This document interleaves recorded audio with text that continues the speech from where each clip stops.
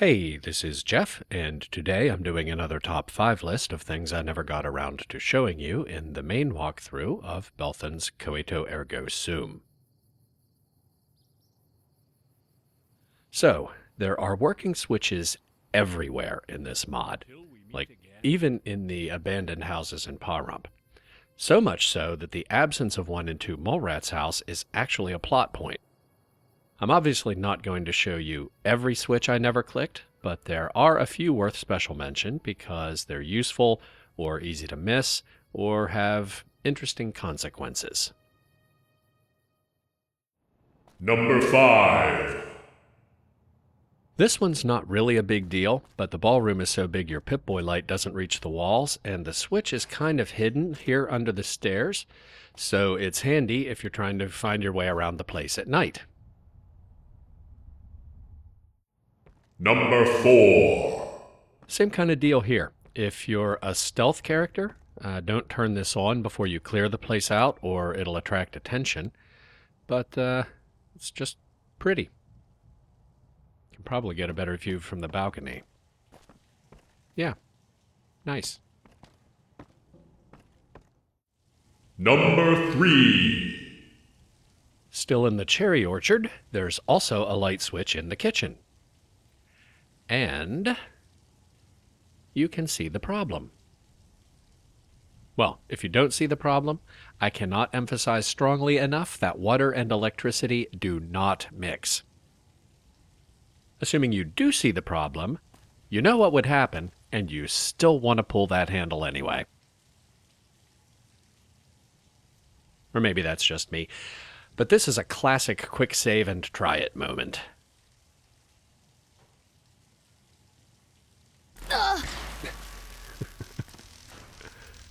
About half my health. Totally worth it. Number 2. Actually, number 2 is going to be a twofer.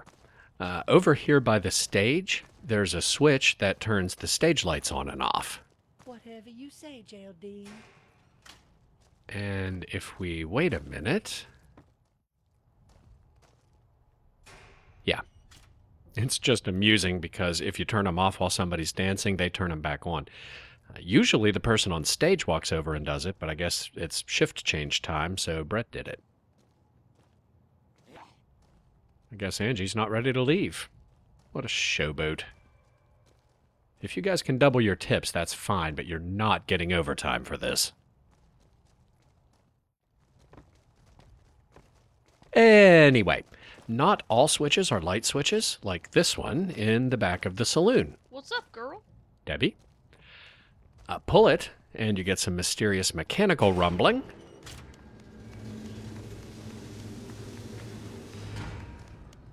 No obvious effect, but if you go outside, the ramp is lowered so you can get up on the roof. There's some minor loot up here. Be sure not to miss this weapon repair kit. I guess this was Hilly's sniper nest, but even when he worked here, he never used it. So, you can come up here, relax, and watch your customers come and go. By the way, one thing I've noticed, your companions won't follow you up here. I guess their AI doesn't know the ramp is down. But depending on who your companions are, that might be a good thing if you just come up here looking for some peace and quiet. Number 1.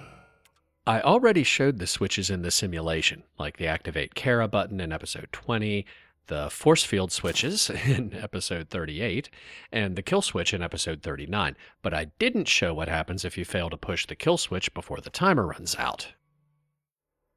Alright, I guess the contestants will be in the pit. Yep. And we use the console to kill one. Mr. Handy's not hostile. The Raider is. Alright, hit the switch. Oh, missed. Okay, she was not lying. Well, that didn't take long. Let's do another one.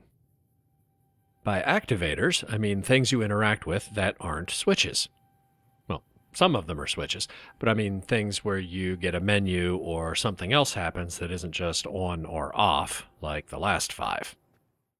It might be clearer with some examples, like the phone boxes.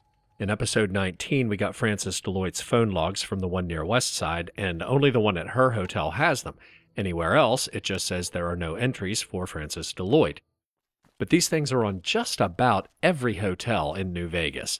So if you have the interface and password, you could theoretically find the right one by trial and error without reading Detective Rios' terminal. But why? My guess is the beta tester said, screw that. And the list goes on. All the devices like this windmill that we examined in episode 15 to prove the people in the valley do use technology. The movie-making equipment for the Holovid quest. The equipment at the Slater mansion and the DVS airport that you have to fix to get the comm system working. Just a couple weeks ago, I showed you the oven in the chem lab that you can use as a container or a campfire. There's also one of those in the saloon kitchen and one in the player home.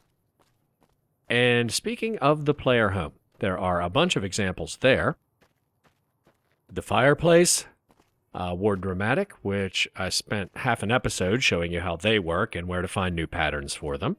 The kitchen sink, well, the sink works like any other sink. I just think it's cool that it looks like an actual kitchen sink and not one of those utility sinks that you see everywhere. I guess you could say this mod has everything. And the kitchen sink. Ba-dum-psh. Hello. Hey, laugh or I'll resort to toilet humor. Oh, too late. The toilet's actually another example. You can drink from the tank or sit on the seat. And here we are. I haven't changed clothes since episode 27, so I'm going to grab a shower and a new outfit from the Ward Dramatic. The shower's actually almost more like a switch in that you click it and the water just turns on or off, but it's not electrical, so I didn't put it with the switches, I put it with the activators. There are also working showers in the Pahrump fire station. Oh, sorry. Which the residents occasionally use too. There's also one in the Slater mansion, upstairs in the private bath off the... Well, I know it'll be clean. The master bedroom. Oh, and by the way, I hadn't actually seen this yet when I asked Larry about the mansion to prove it was really him, but there is indeed a full-length mirror over his bed.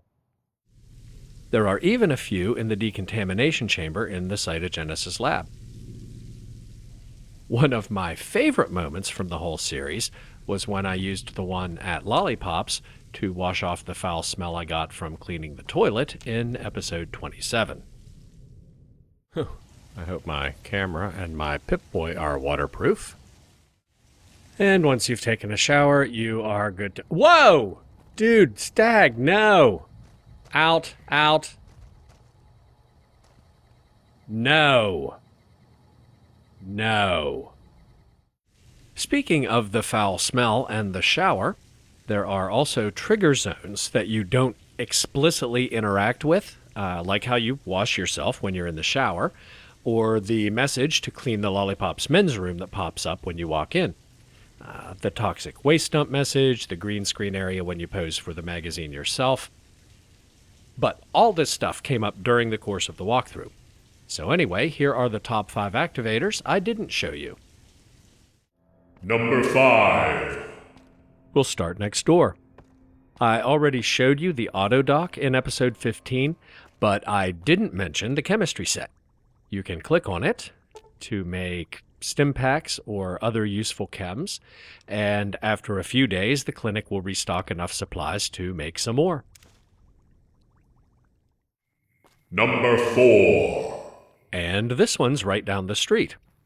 It gives you the same night vision effect as hand-rolled cigarettes. It's not that useful because Pahrump is so far from everything, but like the cherry orchard is pitch black at night, which is great cover for a stealth character. I could have saved my stash and hit this before I cleared it out.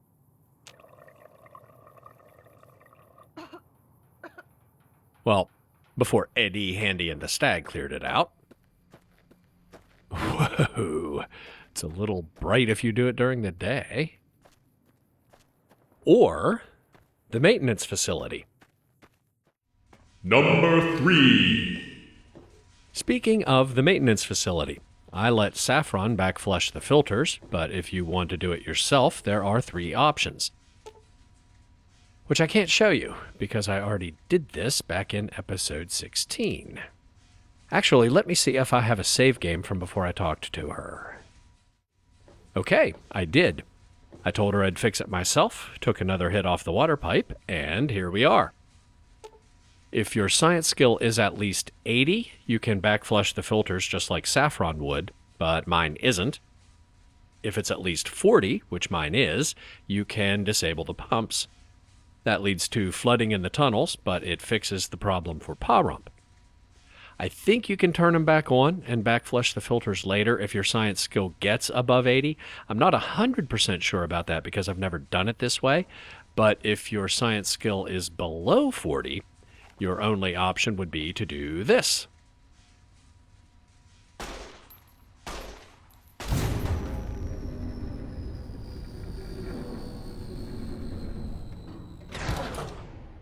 That also fixes the problem and floods the tunnel, but it probably isn't reversible. So let's go check out this flooding. Saffron said it just stops pumping the overflow from the train tunnel into Ballroom's water supply, so they won't be completely flooded, at least not immediately. Yeah, you can see you don't need the rebreather or anything. The water's only like ankle deep, so you can still use the tunnel. You'll just take rads the whole time you're in it. Which Saffron does warn you about, so I don't know why you'd ever do it this way, but if you do, this is what happens. Number 2. Hold on. Is that...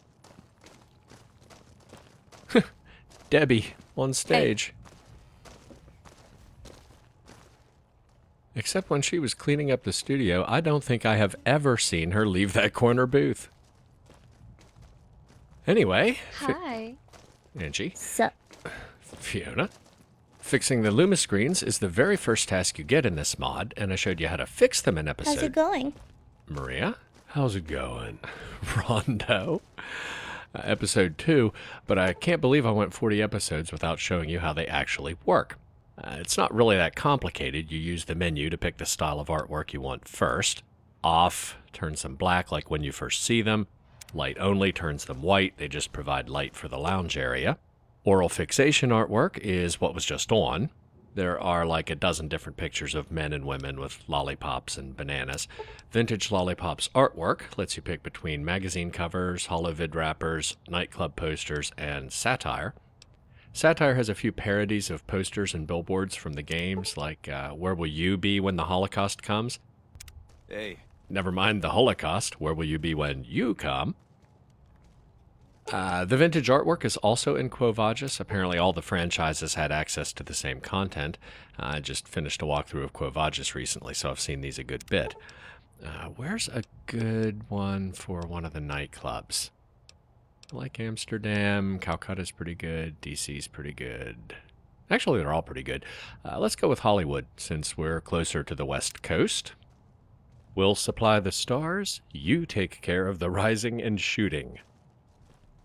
Holovid Wrappers has posters for a bunch of their pre-war movies, many of which Fresca or the other characters mention in dialogue, like Vault Boy's Day Off, which figures pretty prominently in Fresca's story arc. Whiskey, straight.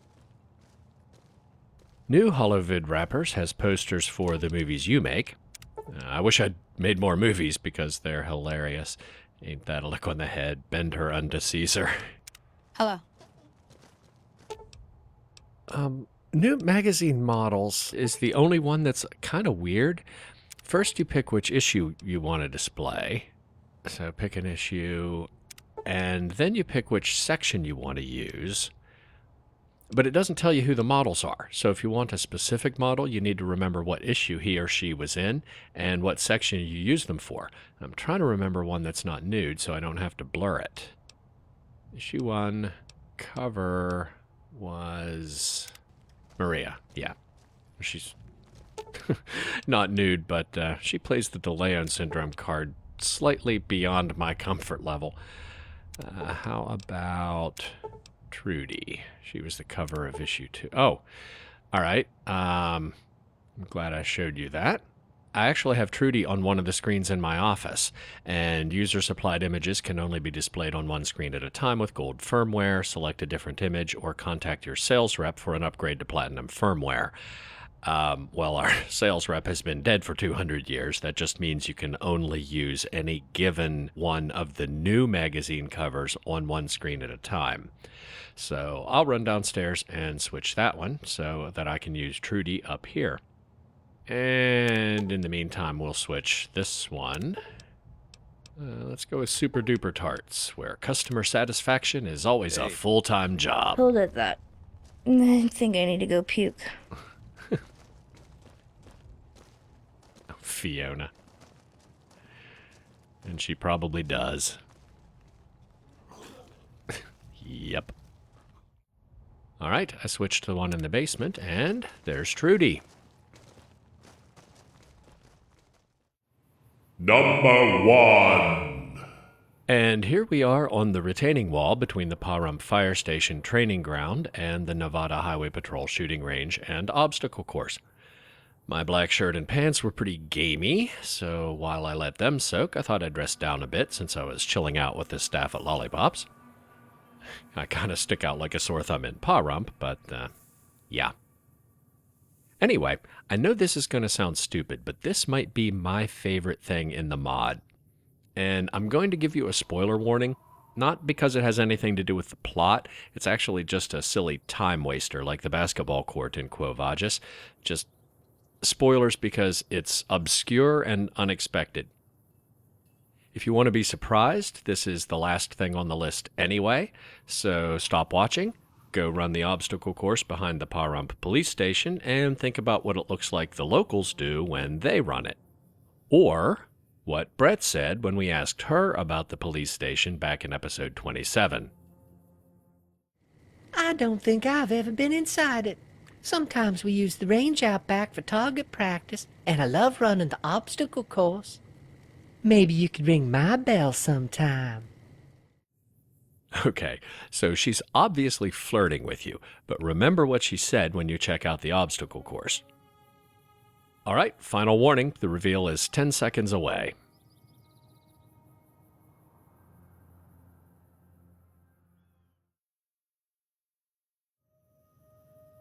Still here? Okay. I put on something a little more appropriate for an obstacle course. So let's do it.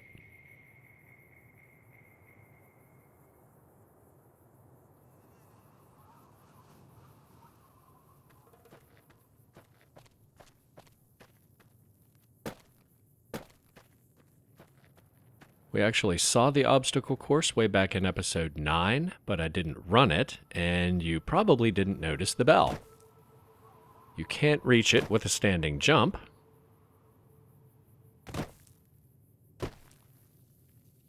So let's go back down and get a running start. Sometimes this is easier in first-person mode, and sometimes it isn't. It just depends on what I've been playing recently.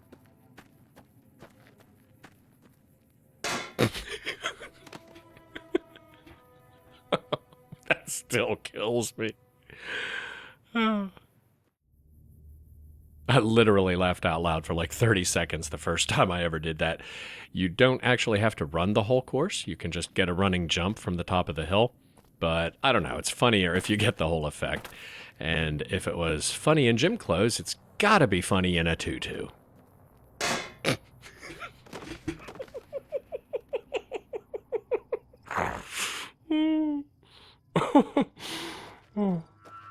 I do this literally every time I'm in this end of Pahrump, and it never gets old. I must have done this with my main character 100 times, and when I think about it, I bring a change of clothes for exactly this reason. And now the moment you've all been waiting for, the evening gown competition. Miss Nevada's dream is world peace, because war never changes. She hopes to achieve that goal through prostitution, pornography, and pole dancing. Yeah, okay, you try running an obstacle course in 4-inch heels.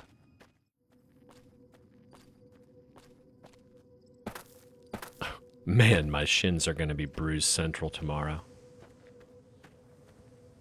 Dope. That's all right. I've almost got the rhythm down.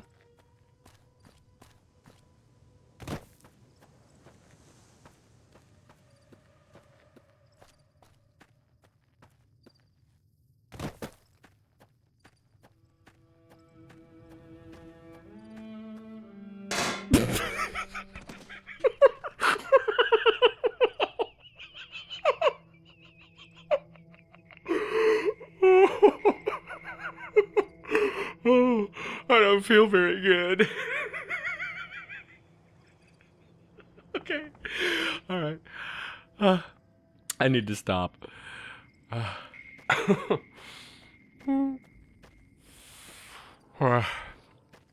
do have a couple more top 5 lists of Coito Ergo Sum stuff that never made it into a video. If you have any requests, leave them in the comments, and I'll see you next week. A sip from my trusty canteen. Definitely needed that.